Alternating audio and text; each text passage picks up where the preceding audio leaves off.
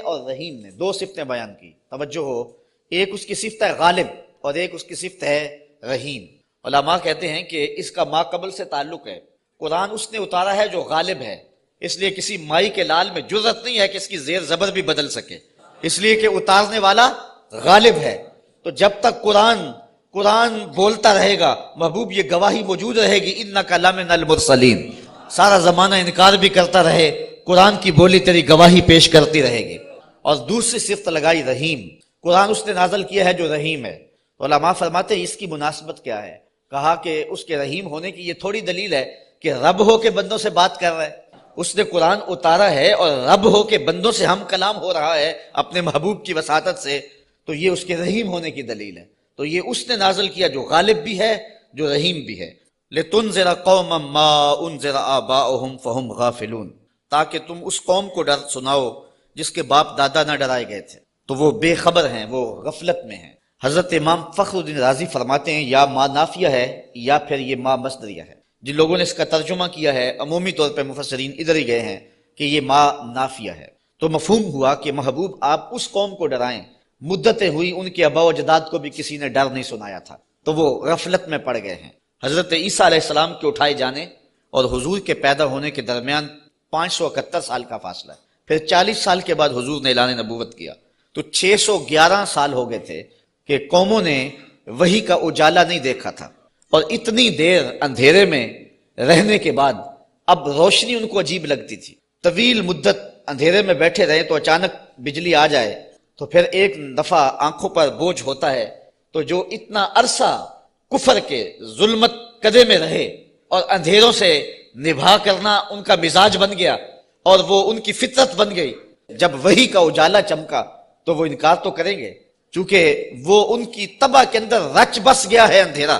تو اب جس طرح چمگادڑ اندھیرے میں رہتی ہے تو سورج چڑھے تو وہ چھپ جاتی ہے، سورج کو دیکھ نہیں پاتی، آنکھیں بند کر لیتی ہے، تو اسی طرح جو لوگ اتنا طویل عرصہ اندھیرے میں رہے تھے، اب حضور کی نبوت کا سورج چمکا تو انہوں نے انکار تو کرنا ہی تھا، انہوں نے تو چھپنا ہی تھا، مخالفت تو کرنی تھی، اس لیے کہ اندھیرے کے خوگر بن گئے ہوئے تھے۔ فہم غافلون، تو وہ غافل ہو چکے تھے، ان کی فطرت میں، ان کی طبع میں اور ان کے دل میں راسخ ہو چکے تھے اندھیرے۔ اب ان کو اچنبھا لگتا تھا، روشنی عجیب لگتی تھی ان کو۔ ایک تو ہے اگر یہ ما نافیہ مانے، اور اگر اس ما کو مصدریہ مانے تو پھر اس کا مفہوم یہ ہوگا کہ محبوب آپ ان کو اسی طریقے اور اسی انداز سے ڈر سنائیں جس انداز سے ان کے آباء و اجداد کو ڈر سنایا گیا۔ آپ کوئی نیا طریقہ نہیں لے کے آئے، جو پیغمبروں کا طریقہ پہلے تھا، تنذیر کا، تبشیر کا، آپ اسی طریقے پہ آئے ہیں، اور جس طرح وہ لوگوں کو اور قوموں کو ڈر سناتے رہے ہیں، آپ بھی اسی طریقے پہ ان کو تنذیر کریں، ان کو ڈر سنائیں، ان کو تبشیر کریں، ان کو پیغام حق دیں۔ یعنی آپ کا وہی طریقہ ہوگا جو آپ سے قبل پیغمبروں کا طریقہ رہا ہے، اور جس طرح ان کے آباء و اجداد کو ڈرایا گیا، پیغمبروں نے ان کے بڑوں کو ڈرایا، ان کو بھی آپ اسی طریقے سے ڈرانے کے لیے آئے ہیں۔ اور دوسرا مفہوم جو مانافیہ کے ساتھ ہے کہ آپ اس قوم کو ڈرانے آئے ہیں، ان کو ڈر سنانے آئے ہیں، ان کو تنذیر کرنے آئے ہیں۔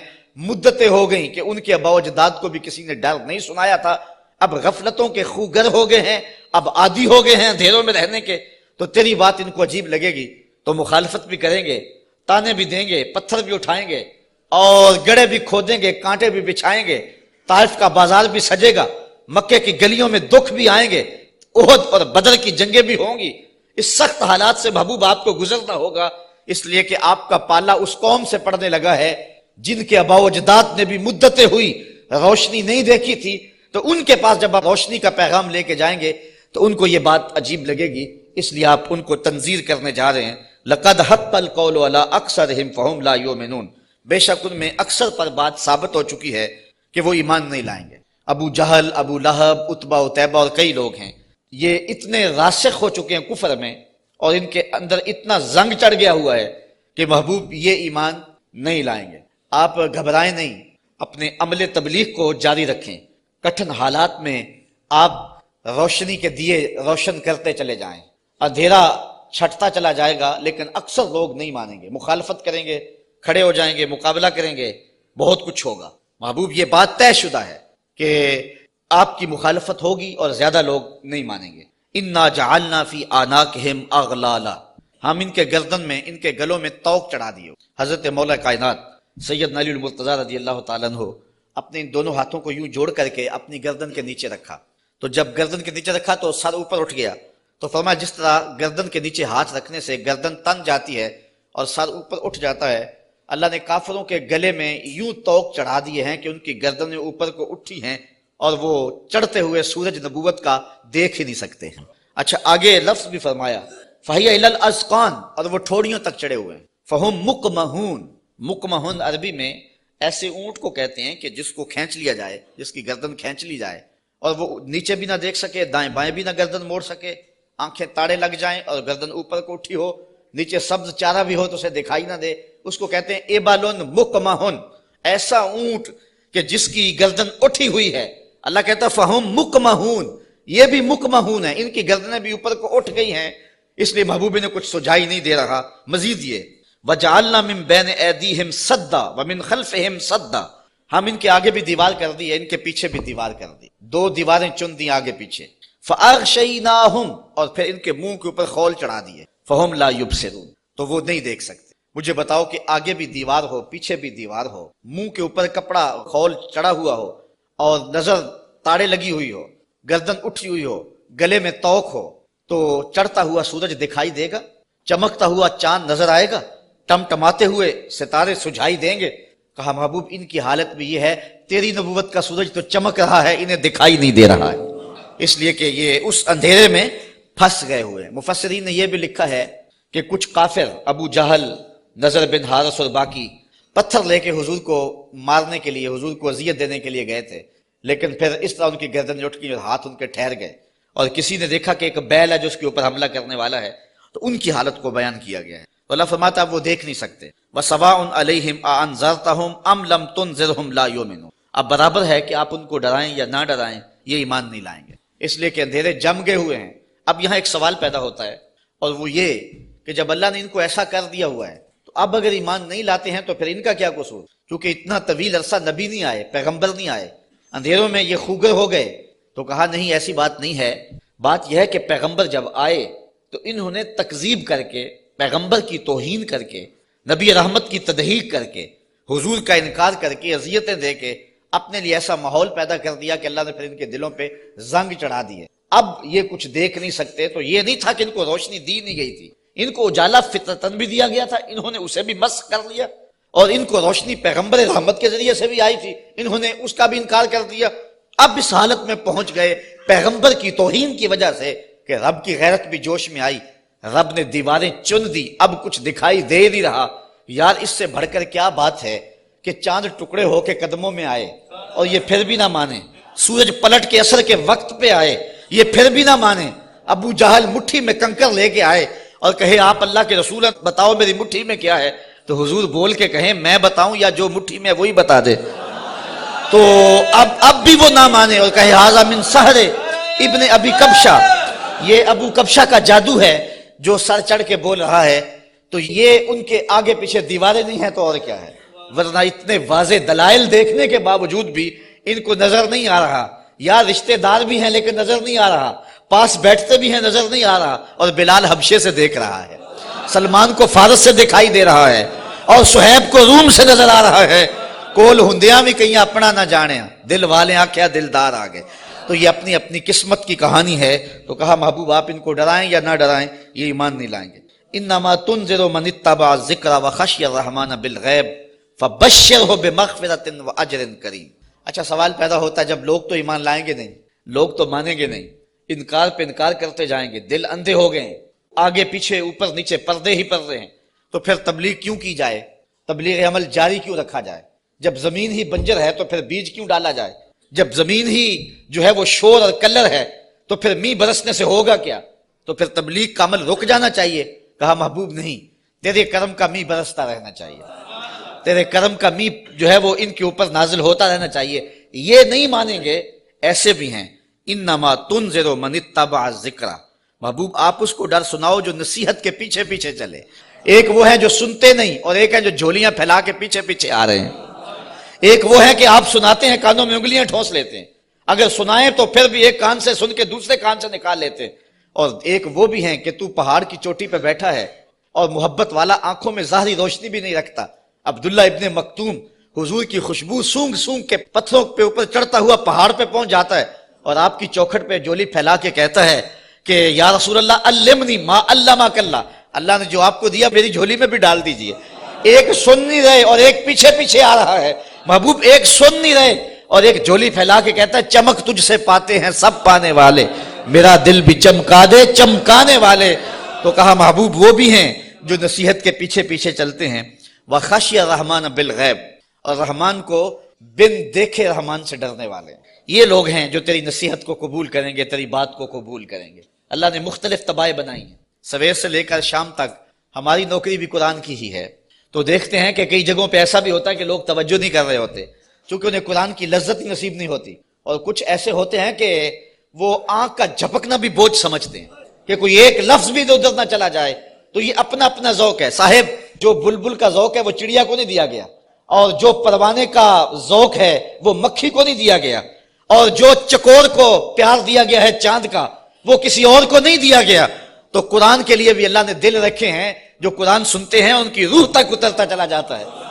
इकबाल ने एक जगह पे बड़ी खूबसूरत बात लिखी, कहा कुछ लोग ऐसे हैं जो हाफिज शिराजी के शेर पे और अराकी के शेर पे तो झूमते हैं और उन्हें कव्वाल का नगमा तो मस्त कर देता है, लेकिन कुरान से उन्हें कुछ भी नहीं होता।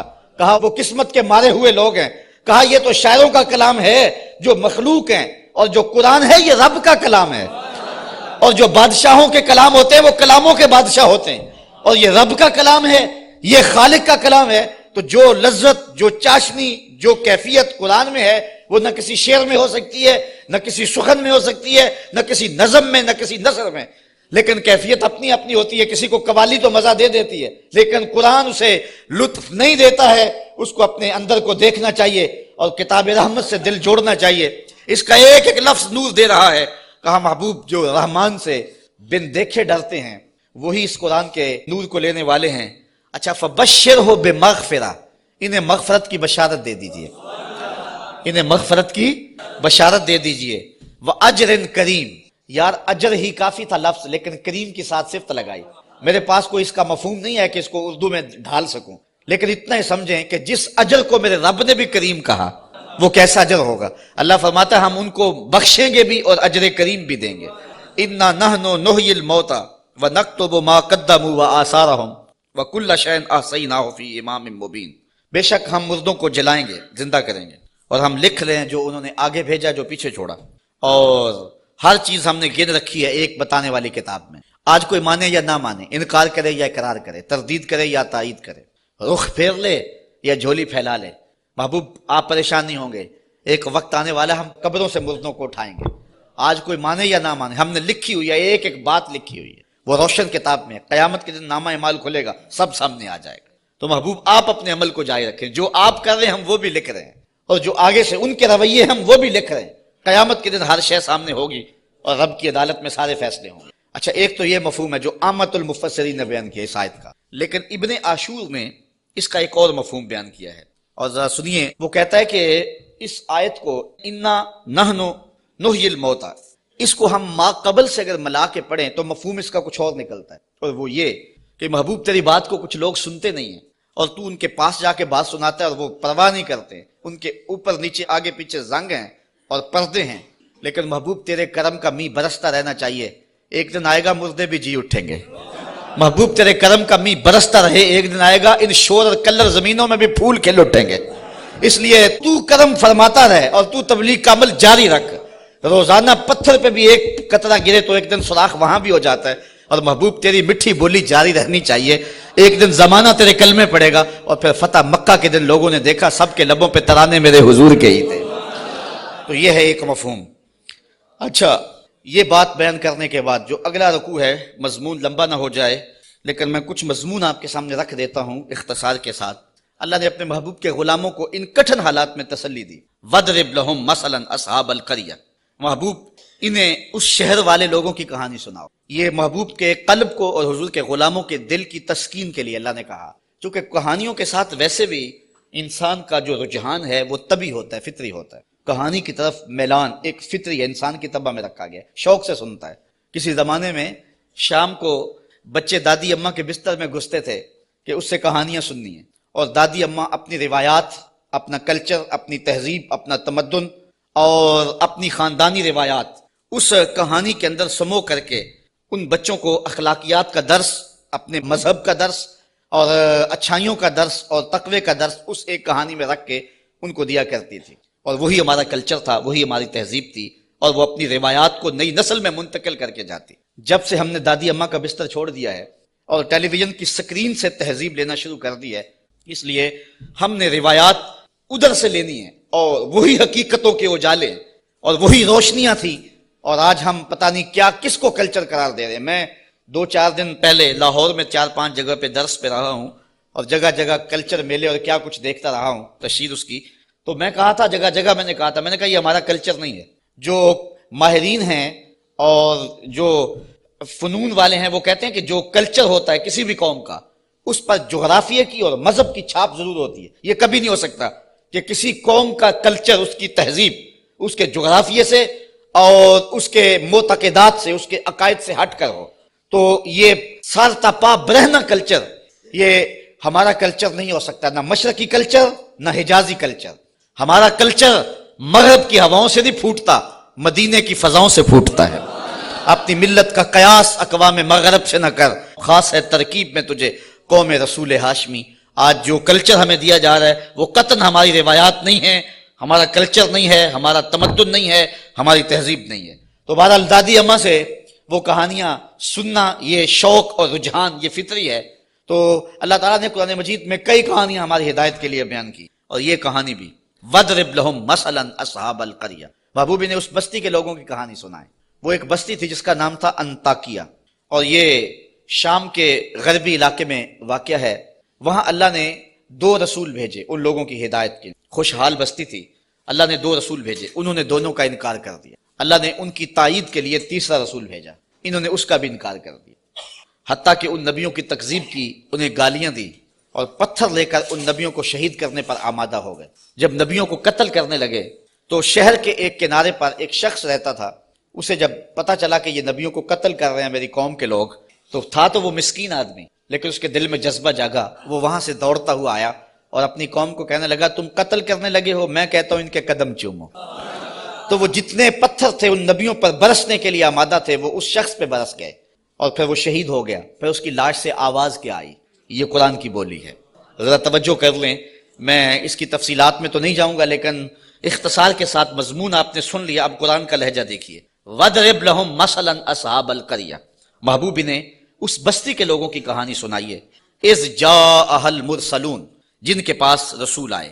اِذْ أَرْسَلْنَا إِلَيْهِمُ اثْنَيْنِ، ہم نے ان کی طرف 2 رسول بھیجے. فَكَذَّبُوهُمَا، اس قوم نے ان دونوں کی تکذیب کر دی. فَعَزَّزْنَا بِثَالِثٍ، ہم نے 3را بھیجا. فَقَالُوا إِنَّا إِلَيْكُمْ مُرْسَلُونَ، ان رسولوں نے کہا کہ ہم تمہاری جانب رسول بن کے آئے ہیں. قالوا، قوم نے کہا ما انتم الا بشر مثلنا، تم تو ہمارے جیسے بشر ہو. یہ بدبخت اور بد نصیب قوموں کا مزاج رہا ہے کہ پیغمبروں سے روشنی اور نور لینے کی بجائے ان کو بشر کہہ کے ان کی رحمتوں سے اور ان کے دامن سے پھوٹتی ہواؤں سے اور ان کے سینے سے نکلتی شعاؤں سے اور ان کے من سے وابستہ روشنیوں سے اپنے آپ کو محروم کر لیتے ہیں. اور ان کا چلنا پھرنا اور ان کا اٹھنا بیٹھنا، ان کا شادی اور نکاح کرنا اور ان کا بال بچوں میں رہنا اور ان کا بازار میں آنا جانا، اس کو وہ کہتے ہیں کہ یہ اگر نبی ہوتے تو یہ کیوں ہوتا. یہ عجیب بات ہے. ان کی عظمتوں کے پہلوؤں کو چھوڑ کے نظر یہاں رکھ دیتے ہیں، حالانکہ یہ بھی انسانیت کے نمونے کے لیے اور ہدایت کے لیے ہوتا ہے. یہاں میں بہت لمبی بات نہیں کروں گا، اگرچہ یہ عنوان ایک لمبی گفتگو کا متحمل ہے. ایک بات کروں گا کہ اصل بدبختی ہے لوگوں کی. ہمارے بزرگ فرمایا کرتے تھے تم نے حلیمہ کی بکریوں کے پیچھے پیچھے دیکھا، سدرہ پر جبریل کے آگے آگے نہیں دیکھا. بس جو یہاں نظر جما لے تو وہ محروم ہو جاتا ہے، اور جو اس سمت کو دیکھے تو وہ روشنیاں پا جاتا ہے. اچھا، دوسری بات، اور وہ آپ کی توجہ کے لیے، کہ ایک طرف اس قوم کا رویہ یہ ہے اور کافروں کا یہ مزاج رہا ہے کہ وہ نبیوں کو بشر کہہ کے ان کو رسول ماننے سے انکار کر دیتے. زندہ اور جاوید انسانوں کو، متحرک اور فعال ہستیوں کو، وہ زندہ اور جاوید انسانوں کو بشر کہہ کے نبی ماننے سے، رب کا بھیجا ہوا ماننے سے، رب کا فرستادہ ماننے سے انکار کر دیتے. اور دوسری جانب صنم خانوں کے مردہ پتھروں کو خدا مان لیتے. ذرا ان کا تفاوت دیکھیے. نہ مانے تو زندہ اور جاوید انسانوں کو نبی بھی نہ مانے، اور ماننے پہ آ جائیں تو ہاتھوں سے تراشے ہوئے پتھر کے جو ہے وہ بت اور مٹی کے بنے ہوئے مادوں کو خدا بھی مان لیں. تو یہ کیا تفاوت ہے کہ ایک طرف یہ نبیوں کو، زندہ اور متحرک انسانوں کو نبی بھی نہ مانے، اور دوسری جانب پتھروں کو خدا بھی مان لیں. تو اصل یہ نفسیاتی پرابلم تھا، اور یہ قوموں میں ہر دور میں موجود رہا ہے. سادہ سا جواب ہے، یہ لمبی یہاں بھی بحث چاہیے، لیکن سادہ سا جواب ہے کہ صنم خانوں کے مردہ پتھروں کو ماننے میں مفادات پہ زیادہ نہیں پڑتی. انسان کی زندگی میں وہ مردہ پتھر اور بت دخل اندازی نہیں کرتے، انسان کی انا پر چوٹ نہیں لگاتے. ایک پجاری زانی ہو، شرابی ہو، ڈاکو ہو، جو مرضی کرے، کبھی پتھروں نے بول کے نہیں کہا کہ یہ کیا کر رہے ہو. ہمیں بھی پوچھتے اور یہ کیا رویے رکھے ہوئے. ان کی جھوٹی انا کا بت بھی پلتا رہتا اور وہ سجدے بھی کرتے.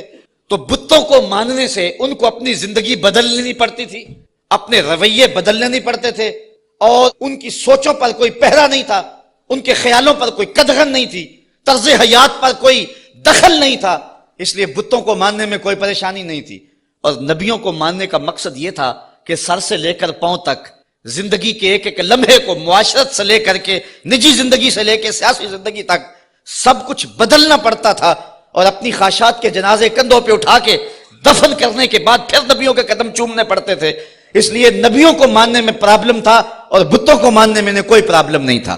اس لیے کہ بتوں کو ماننے میں کوئی مفادات پہ زیادتی نہیں پڑتی تھی، اور نبیوں کو ماننے کا مقصد یہ تھا پھر اپنی خواہش چھوڑنی پڑتی تھی. تیرے ہندیاں سندیاں محبوبہ، میں کافر ہوں جے میں ہوں، پھر تو اپنا آپ چھوڑنا پڑتا تھا نا. اس لیے وہ انسانوں کو نبی ماننے کے لیے تیار نہیں تھے اور پتھروں کو خدا ماننے کے لیے آمادہ ہو جاتے. آج بھی یہ نفسیات ہمارے اندر بھی پائے جاتے ہیں. ایک شخص 70 سال حدیث رسول پڑھاتا رہا، 80 سال اس نے قرآن کی نوکری کی، تو لوگ اس کے گرد اتنی تعداد میں جمع نہیں ہوتے. اور ایک بندہ دونی رما کے تموڑی شاہ بیٹھ جاتا ہے اور ساری قوم اس نانگے کے پیچھے بھاگ جاتی ہے. تو کچھ لوگ کہتے ہیں کہ پتہ نہیں اس میں کمال کیا ہے، کرنٹ کیا ہے. صاحب بات کرنٹ کی نہیں ہے، مفادات پہ زد نہیں پڑتی، اور اس شخص کے پاس آنا ہے تو زندگی بدلنی پڑتی ہے. اس لیے ان مردوں کو ماننے میں حرج نہیں ہے، اور ان فعال اور زندوں کو ماننے میں اپنی خواہشات کا جنازہ اٹھانا پڑتا ہے. لہذا انسان کا رجحان ادھر نہیں ہوتا ہے، انسان کا رجحان ادھر ہوتا ہے. یہ ایک انسان کی فطرت ہے. اس بات کو سمجھانے کے لیے میں آپ کو ایک بات سناؤں گا. میرا ایک دوست ہے پرانا، تو بچپن میں جن سے تعلق رہا ہو تو وہ کم ہی کسی کے لیے اعتقاد کا رشتہ رکھتے ہیں، لیکن یہ اللہ کا فضل ہے کہ میرے لیے اس کے دل میں بڑی محبت، حتیٰ کہ میرے ساتھ اس کا روحانی تعلق بھی ہے. تو اس کا ایک دوسرا دوست ہے اور وہ میرا بھی دوست، اور وہ بہت زیادہ پڑھ لکھ بھی گیا ہے اس کی طرح. تو اس نے کہا یار دیکھ، میں بھی ایک اعلیٰ منصب پہ ہوں اور حضور کی سنت چہرے پہ ہے، تو تیرے دل کے اندر بھی اس شخص کے لیے محبتوں کے جذبے ہیں، تو بھی میری طرح اس شخص کے ساتھ اپنا باطن کا تعلق قائم کیوں نہیں کر لیتا. یہ ایک مرید کے دل میں خواہش ہوتی ہے کہ دوسرا شخص بھی میرے پیر سے وابستہ ہو جائے. اس فطری خواہش کے تحت اس نے اس کو دعوت پیش کی. تو اس نے جو جواب دیا وہ جواب اس آیت کے مفہوم کو سمجھنے میں مدد دے گا. اس نے کہا کہ میں کبھی کبھی اس کی تقریر سنتا ہوں تو یار میں حساس سا آدمی ہوں، رات کو سو نہیں سکتا، تو جس کی تقریریں مجھے سونے نہیں دیتی، اگر میں اس سے تعلق جوڑ لیا وہ تو مجھے زندہ مار دے گا. اس لیے مجھے تو پیر ایسا چاہیے کہ جو سرانے کے نیچے رکھ کے آرام سے سو بھی سکوں، اور جس کو چاہوں تو لپیٹ کے جیب میں ڈال بھی سکوں. اس کے ساتھ تعلق کا یہ رشتہ مجھ سے تو نہیں نبھایا جائے گا. تو انسان چاہتا ہے، انسان کی طبع ہے، انسان کی فطرت ہے، جہاں مفادات پہ زد نہ پڑتی ہو تو لوگ وہاں دوڑتے ہیں، اور جہاں مفادات پہ زد ہوتی ہو، جہاں اپنا بدلنا ہوتا ہے، وہاں صائب فکر کے لوگ ہی جاتے ہیں. وہ تھوڑے بھی ہوں، زیادہ بھی ہوں، اس سے غرض نہیں ہے، لیکن ہوتے صائب ہیں. تو ان کافروں کا مزاج یہ تھا کہ پیغمبروں کی یہ کہہ کے تکذیب کر دی کہ تم تو بشر ہو، اور صنم خانوں کے مردہ پتھروں کو خدا ماننے لگ جاتے. وما انزل الرحمن من شیء، کہنے لگے تمہارے اوپر رحمان نے کچھ نہیں اتارا. ان انتم الا تکذبون، تم تو معاذ اللہ جھوٹ بولتے. گالیاں دی، برا بھلا کہا، تکذیب کی نسبت کر دی. اچھا، جو شریف آدمی ہوتا ہے اس کا بھی اپنا مزاج ہوتا ہے. شریف آدمی سے کوئی الجھ بھی پڑے تو وہ اپنی شرافت کے دائرے سے نیچے نہیں آ سکتا. وہ کسی کو گالی بھی دے تو وہ بھی شائستہ انداز کے اندر اس کو سخت لفظ نہیں دیتا، چونکہ اس کی زبان متحمل نہیں ہوتی سخت لفظ کی. وہ شیخ سعدی نے لکھا ہے کہ ایک شخص کو کتے نے کاٹ لیا، تو وہ رات کو کرا رہا تھا، تو اس کی ایک چھوٹی سی بیٹی تھی. تو اس نے دیکھا کہ بار بار میرا باپ اٹھ کے کرا رہا ہے، تو اس نے غصے سے کہا، جب باپ چپ ہی نہیں کر رہا تھا، کرائے جا رہا تھا، کہا بابا بابا تو دندانہ داری، تجھے کتے نے جب کاٹا تھا تو تیرے دانت نہیں تھے؟ اس نے کہا پتر جب کتا کاٹے تو کتے کو آگے سے کاٹا نہیں جاتا. تو جو شریف آدمی ہوتا ہے وہ گالی کا متحمل نہیں ہوتا، اور کوئی سخت لفظ بھی کہے تو اس کو بھی تول کے بولتا ہے۔ اب ان کافروں نے تو گالیاں دی، پیغمبروں کو برا کہا، تکذیب کر دی۔ پیغمبروں نے جواب کیا دیا، ذرا سنیں اور زندگی کا حسن دیکھیں اور اچھے لوگوں کی عادات دیکھیں۔ اللہ اکبر۔ تو ان پیغمبروں نے کہا قالوا ربنا یعلم انا الیکم لمرسلون، ہمارا رب جانتا ہم رسول ہیں۔ ایک تو بات یہ، اور دوسری بات تم مانو نہ مانو تمہاری ضرورت بھی نہیں ہے، جب ہمارا رب جانتا ہے کہ ہم رسول ہیں۔ یہاں بات سمجھانے کے لیے مجھے پھر ایک مثال دینا پڑے گی۔ اوچ شریف سے بزرگ تشریف لائے راول پنڈی، تو علاقہ بھر کے جو سادات تھے وہ اپنے اپنے شجرے لے کر کے تصدیق کے لیے ان کے پاس پہنچے، چونکہ یہ جد امجد ہیں سادات کے۔ تو پیر میر علی شاہ صاحب نہیں گئے، تو کسی نے پیر صاحب سے کہا کہ حضرت سارا زمانہ آیا ہے اور اپنے شجروں کی تصدیق کروائی ہے، آپ نہیں گئے۔ تو پیر میر علی شاہ رحمۃ اللہ تعالیٰ علیہ فرمانے لگے کہ میں وادی ہمراہ میں تھا، میری عصر کی سنتیں قضا ہو گئی، سویا تو حضور خواب میں ملے اور آقا کریم نے فرمایا سید ہو کہ عصر کی سنتیں چھوڑتے ہو؟ تو کہا میرے لیے یہ سند ہی کافی ہے کہ حضور نے کہہ دیا سید ہو کہ عصر کی سنتیں چھوڑتے ہو، جب حضور نے سید کہہ دیا اب مجھے کسی اور کی تصدیق کی لوڑ ہی نہیں ہے۔ تو کہا تم مانو نہ مانو ہمارا رب کہتا ہے کہ ہم رسول ہیں، یہی سند کافی ہے کہ ہمارا رب کہہ رہا ہے کہ ہمیں رسول ہے۔ اچھا، اگر آپ کی توجہ ہو تو اس سے ایک اور بات میں آپ کے سامنے رکھنا چاہوں گا۔ جو سچا آدمی ہوتا ہے اس کی طبع کے اندر ایک اطمینان ہوتا ہے، اور جو جھوٹا آدمی ہوتا ہے اس کو کبھی بھی سکون نہیں ملتا، وہ سیاست کے روپ میں ہو، وہ مشائخ کے روپ میں ہو، وہ عالم کے روپ میں ہو، وہ کسی اور بھی روپ میں ہو، اس نے ایک جماعت رکھی ہوتی ہے اپنی تعریف و توصیف کروانے والی، بھانڈ قسم کے لوگ اس کے ساتھ ہوتے ہیں جو زمین سے آسمان تک اس کو اٹھا کے لے جاتے ہیں۔ چونکہ بڑا تعلق مذہبی طبقے سے ہے، ہم دیکھتے ہیں کہ بعض لوگوں کو انہوں نے اپنے ساتھ بھانڈ قسم کے مولوی رکھے ہوئے ہوتے ہیں جو انہیں قطب زماں تو غوث زماں پتہ نہیں کیا کیا کہہ رہے ہوتے ہیں، لیکن ہم ان لوگوں کے چہروں پہ دیکھتے ہیں ان کے اندر چور بول رہا ہوتا ہے۔ اور اسی طرح جس طرح جھوٹا آدمی اس کا سارا زمانہ بھی تعریف کرے تو اسے تو پتا ہوتا ہے، تو وہ اندر جو ضمیر ہے اس کا ملامت کرتا ہے اور اس کی پیشانی پہ کچھ لکھا ہوتا ہے جو بصیرت والے لوگ پڑھتے ہیں۔ اسی طرح جو سچا آدمی ہوتا ہے سارا زمانہ مخالفت بھی کرے اور زمانہ گالیاں بھی دے، سچ اس کی پیشانی پہ بول رہا ہوتا ہے، اسے کوئی ضرورت نہیں ہوتی کہ کوئی مجھے کہے کہ تو اچھا ہے، سارا زمانہ مخالف بھی ہو جائے اسے یہ پرواہ نہیں ہوتی۔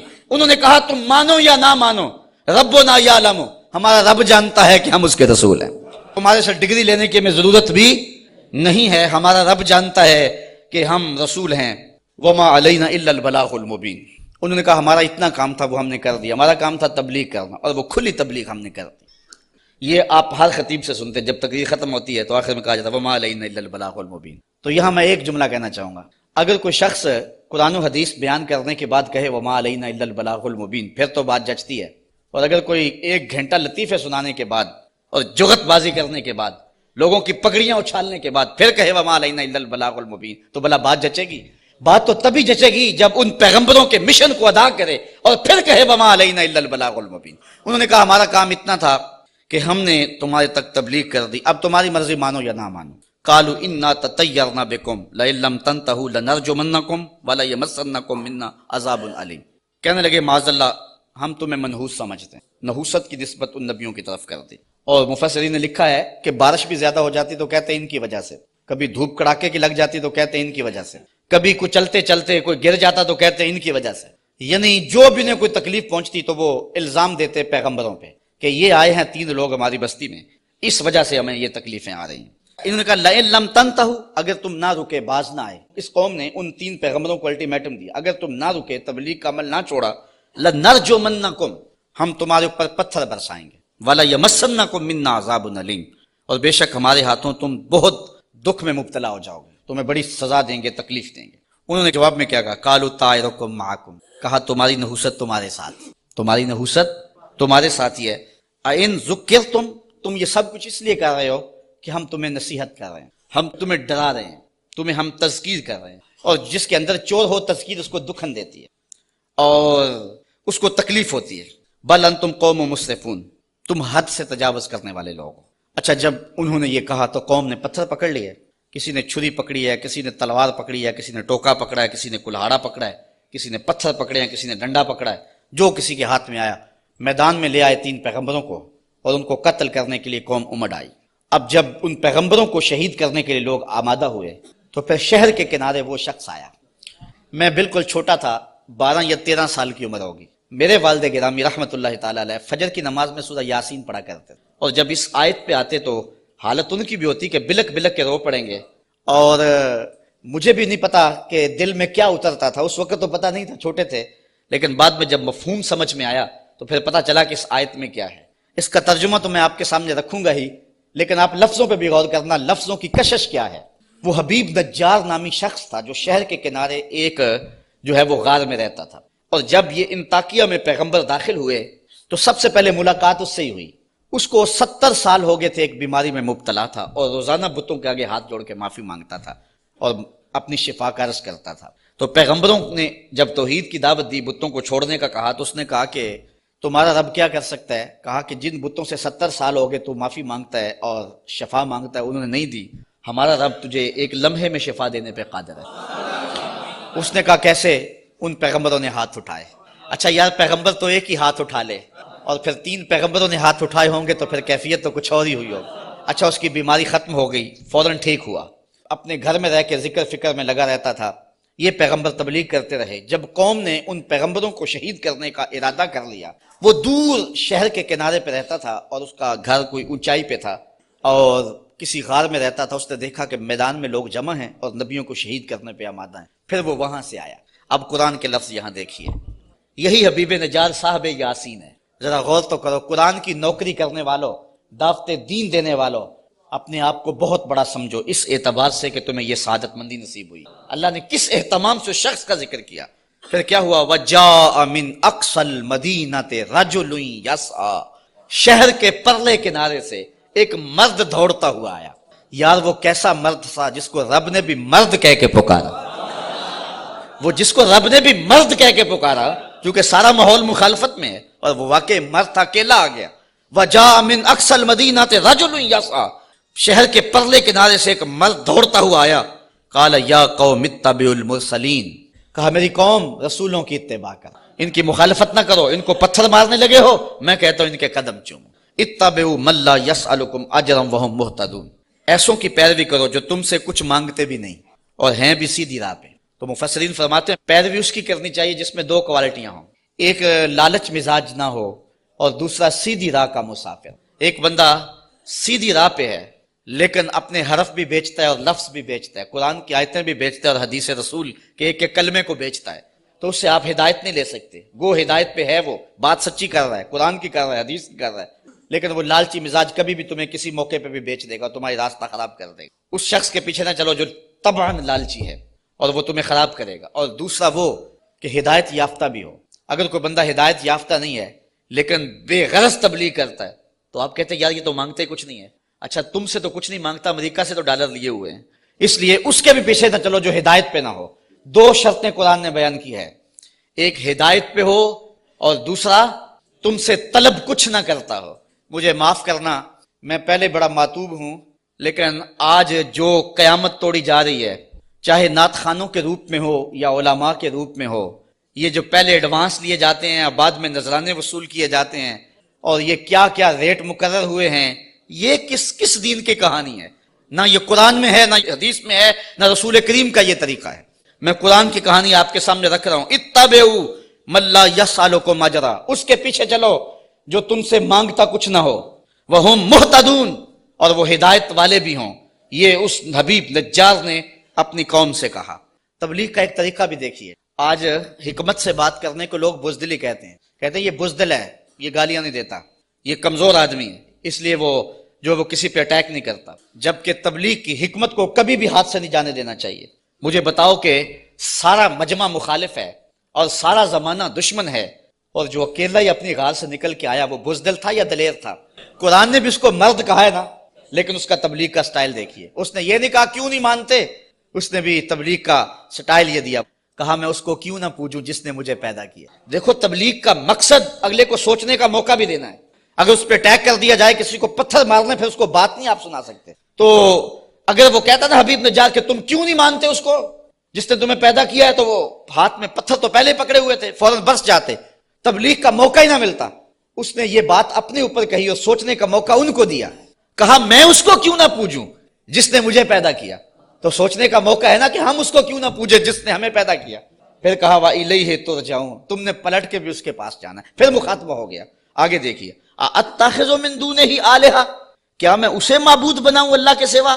ان یردنی الرحمن بدر لا تغنی عنی شفاعتهم شیئا، اگر رحمان میرا کچھ برا چاہے تو ان کی سفارش میرے کچھ کام نہ آئے. ولا ینقذون، اور نہ وہ مجھے بچا سکیں. انی اذا لفی ضلال مبین، اگر میں ایسا کروں پھر تو کھلی گمراہی میں. سب کچھ اپنے اوپر اس نے کہا. اگر ایسا کروں میں نہ مانوں تو پھر، حالانکہ وہ تو مانتا تھا لیکن اس نے بات اپنے پہ رکھی اور انہیں سوچنے کا موقع فراہم کیا. بہرحال حجت پوری کر لی. مبلغ کا کام تبلیغ حکمت سے کر لینا. اب کسی کی قسمت ہو مان لے، کسی کی قسمت ہو نہ مانے. جب یہ ساری بات اس نے کر لی پھر اس نے کہا انی آمنت بربکم فاسمعون، میں تمہارے رب پہ ایمان لایا ہوں، سن لو. ایمان تو وہ پہلے لا چکا تھا، اب اس نے اپنے ایمان کا اعلان کیا پورے شہر میں. انی آمنت بربکم، میں تمہارے رب پہ ایمان لایا. مفسرین نے اس پہ بھی بات کی ہے، بے ربی کیوں نہیں کہا؟ گویا یہ ان کے عقیدے پہ قدغن لگائی کہ تم غلط ہو، تم مانو نہ مانو رب تمہارا بھی رب بھی ہے، اس لیے میں تمہارے رب پہ ایمان لاتا ہوں. فاسمعون، سن لو. اچھا، جب اس نے یہ بات کہی نا تو وہ جتنے بھی پتھر نبیوں پہ برسنے پہ آمادہ تھے سارے اس پہ برس گئے. مفسرین نے بہت کچھ لکھا ہے. گڑھا کھود کے اس کے اندر ڈال کر کے اوپر سے ملبہ انڈھیل دیا. ایک روایت ہے کہ پتھر مار مار کے انہیں شہید کر دیا. ایک روایت یہ ہے کہ آرا رکھ کے سر سے پاؤں تک چیر دیا گیا، اور بھی جو بھی ان کے پاس ہو سکا انہوں نے اس کو شہید کر دیا. پتھر مار رہے ہیں اس کے بدن کو. اب جب اس کی روح بدن کو چھوڑ رہی ہے، اب قرآن کا سٹائل دیکھیے، انداز دیکھیے. کی لدخل الجنہ، رب نے 8 دروازے کھول کے کہا جس دروازے سے آنا چاہتا ہے آ جا. جنت کے 8 دروازے میرے بندے تیرے لیے کھلے ہوئے. کیلا، اسے کہا گیا ادخل الجنہ، جنت میں آ جا. خوشبوئیں آ رہی ہیں جنت کی، حوریں جو ہیں وہ پھول لیے کھڑی ہیں، غلمان حاضر ہیں. اچھا، یہاں میں ایک بات کہنا چاہتا ہوں یار. وہ کسی نے کہا کہ مزہ تو مرندہ تب آئے کہ جب محبوب کے قدموں میں ہوں. کیسی شہادت تھی جس شہادت کے گواہ 3 نبی تھے. کیسا شہید تھا جس کی شہادت کے گواہ 3 پیغمبر تھے، اور پھر تبلیغ کرتے ہوئے شہید ہوا. اور پھر کتنا خوش نصیب ہے جس کو رب بھی کہہ رہا ہے جی آیا نو، جس کو رب بھی کہہ رہا ہے خوش آمدید، جنت کے دروازے کھلے ہیں. کی لدخل الجنہ، جنت میں آ جا. اچھا، یہ تو اللہ کی طرف سے ناز برداریاں تھی اپنے بندے کو.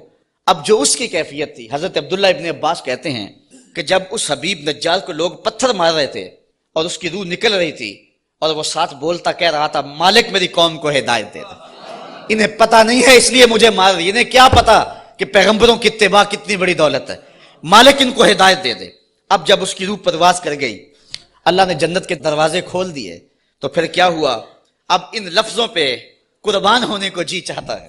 ویسے تو قرآن کا ایک لفظ پہ نثار ہو جائیں، لیکن مبلغین کو، اگر یہاں مبلغین موجود ہیں تو میں مبلغین کو کہتا ہوں کہ جو اپنے سامعین ہیں، جو آپ کی بات سنتے ہیں، ان کی قدر سیکھیں اور ان کی تذلیل نہ کیا کریں.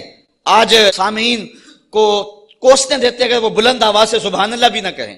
یار یہ تو حضور کے غلام ہیں، اگر کافر بھی ہوں تو جو مبلغ ہوتا ہے وہ باپ سے زیادہ پیار کرنے والا ہوتا ہے، اس کے دل میں جذبے ہوتے ہیں.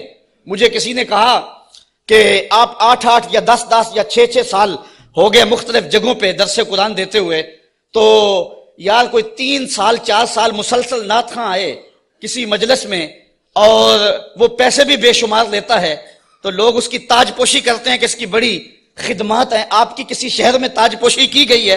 میں نے کہا یار اس سے بڑا اعزاز کیا ہے کہ اتنے لوگ کتاب رحمت کو سننے کے لیے آتے ہیں اور ان کے آنکھوں میں جو پیار لکھا ہوا ہوتا ہے اور ان کی پیشانیوں پہ جو محبت لکھی ہوئی ہوتی ہے، ساری زندگی کی تھکن جو ہے وہ ایک مسکراہٹ سے دور ہو جاتی ہے. تو یہ تو دنیا کی چیزیں ہیں، ان کی تو حیثیت ہی نہیں ہے، ان چیزوں کی تو اوقات ہی باقی نہیں رہتی. اگر بعد میں ان کے خلاف باتیں کرتے رہے اور ویسے ان کے سر پہ تاج پہناتے رہے تو یہ تو کوئی بات نہ ہوئی. پیار وہ ہوتا ہے جو دل دیتا ہے. میں نے کہا کہ میں ان سے نوٹ تو نہیں مانتا. ایک بندہ کہنے لگا کتنے پیسے لیتے ہو؟ میں نے کہا بندہ پورے کا پورا ہی لے لیتا ہوں. جب کسی کے پاس جاتا ہوں پھر وہ میرا ہی ہو جاتا ہے، بھاگتا رہتا ہے پیچھے پیچھے. وہ کہتے ہیں کہ رضا صاحب لیتا کچھ نہیں. میں کہتا ہوں میں چھوڑتا کچھ نہیں ہوں، وہ سارے کا سارا ہی میرا ہو جاتا ہے، وہ سب کچھ قربان کرنے کے لیے تیار ہو جاتا ہے. تو یہ کتنا بڑا اعزاز ہے. تو جو مبلغ ہوتا ہے، مبلغ وہ پیار کرتا ہے بیٹوں سے زیادہ اپنے جو ہے وہ محبت کرنے والوں سے اور جن کو تبلیغ کر رہا ہے. اب یہ تو حضور کے غلام ہیں جن کی ہم لوگ تذلیل کرتے ہیں. کسی کو کہتے ہیں یہ چاول کھانے آگے ہوئے ہیں، کسی کو کہتے ہیں یوں جی سبحان اللہ نہیں کہہ رہے. کیا کیا بولیاں بولی جاتی ہیں. یہی وجہ ہے کہ لوگ دین سے دور ہوتے چلے جا رہے ہیں.